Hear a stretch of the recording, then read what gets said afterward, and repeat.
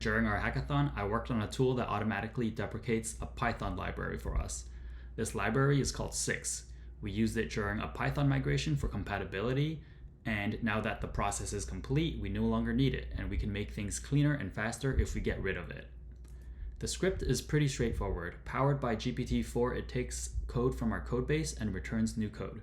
The script then runs the pertinent unit test, and if the unit test passed, I consider that trial a success.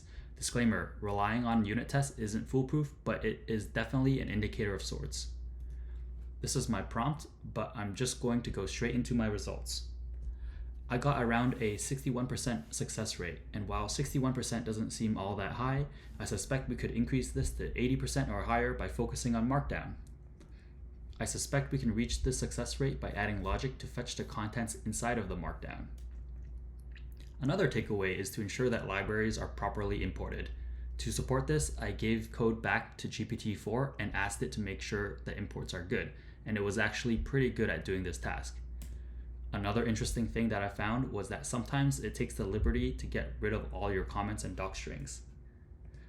In conclusion, I suspect with a little more work, we can get the pass rate higher. There are still some opportunities to fine-tune before we can completely automate this programming task, but even with the current state of large language models, it's still very useful with a human in the loop.